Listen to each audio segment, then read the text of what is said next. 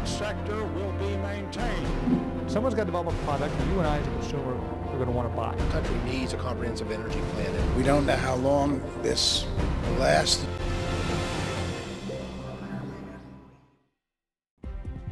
Welcome to For the Record. I'm Jed Donahue, and we're delighted to have Paul Nichols, who's founder of Financial Abundance, an independent registered investment advisory firm based in State College, Pennsylvania, but doing work throughout the entire WHVL coverage area. Paul, we've listened to you on the radio. It's great to have you in. Well, thank you. The economy is such a big deal on people's minds, so we thought we'd get you in to kind of talk about the economy and also what to do with your money in the future, which is right in your, right in your zone there. Better be my forte, huh? Exactly right. But what's your reaction right now to the state of the economy? Some people are negative on it. Some are positive. Where are you? Well, when we normally look at the economy as a whole, what we normally see is a two-thirds bias. About 2 out of every 3 years is up, 1 out of every 3 years is down. This is historical. Oftentimes, I think the best picture for most people when they think of the economy is walking up a flight of stairs while playing with a yo-yo. You know, it's always gone up, but it's volatile from time to time.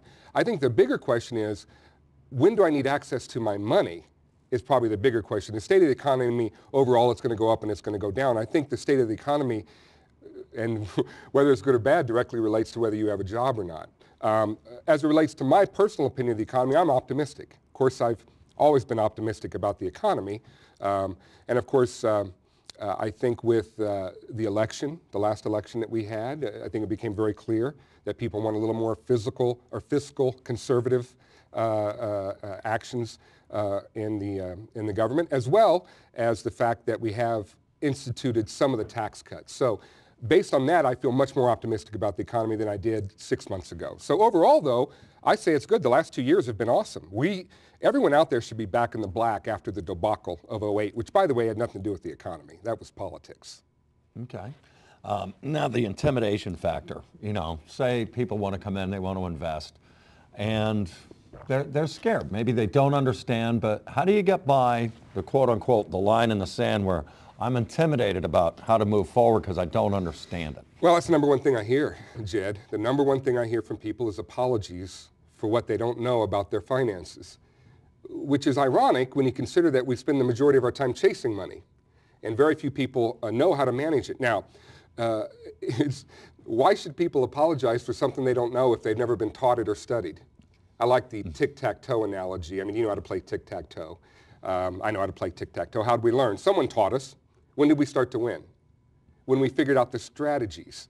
But in the financial industry, the reason most people are intimidated and overwhelmed, Jed, is because they don't understand what's going on. They don't have the basic education. And really, where is it taught? Who makes the rules as it relates to the financial industry? Brokerage firms, IRS, insurance companies. Who teaches the rules? No one. So why should you feel intimidated? What you should be is bold about getting educated.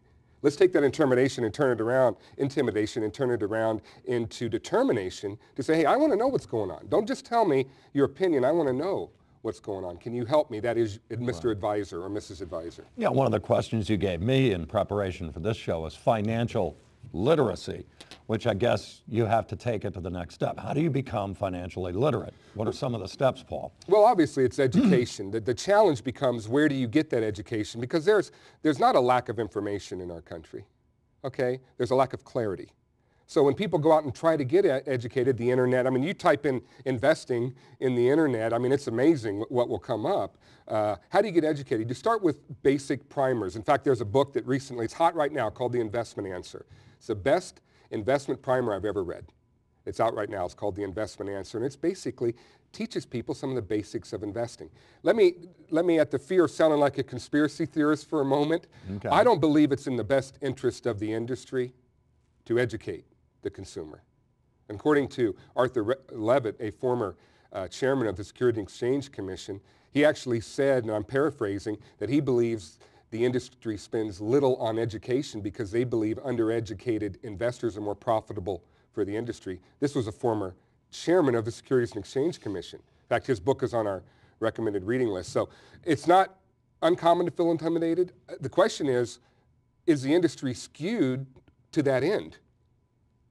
The less you understand, the more I can lead you around than if you understood more.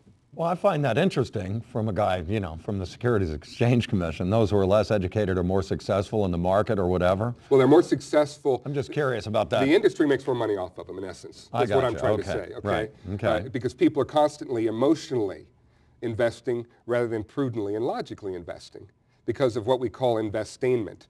I call it investment pornography. Because it's designed to stimulate a fearful or greedy reaction when in most cases it's better just to hold the course, stay the course. You deal with a lot of clients, retirement, life savings and things. What are the biggest concerns that maybe people are telling you or that you would have too personally?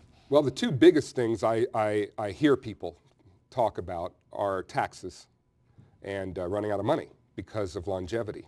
Those are the two issues that most people bring to my office. Now, understand, most of the people I talk to are 50 or older, so we got to qualify that. Taxes. It's interesting. When I ask most people, do you believe taxes are going to be higher, lower, or the same in the future, they say higher. But yet, everything that they've done in their planning is to postpone paying taxes. That doesn't really make sense. So taxes are a big issue that very few people understand much about. In fact, I would say most wealth transfers for most people's life savings come in the area of taxes that they just don't know how to manage. The other thing's income. If you have your income in the market, or your money in the market, and you're taking income from that, and the market does an 08, well, your income takes a cut in half. So part of the biggest areas I see people are concerned about are taxes, how to deal with them and handle them. They find that everything they've done up to this point has been just the opposite of what they should have done. They shouldn't have been deferring taxes in IRAs. They should have just been paying taxes along the way for most people. And the other thing is the biggest concern is running out of money because people are living longer. Right. It's just, thank God. I mean, we're living longer. In fact, that brings up Alzheimer's. Why is Alzheimer's so prevalent in our country? Well, because bodies are lasting longer, but our brains aren't sustaining, cognitively. So, anyway. Right, sounds good. We're with Paul Nichols of Financial Abundance in State College. We'll talk more about investments and the economy and other things on For the Record after this.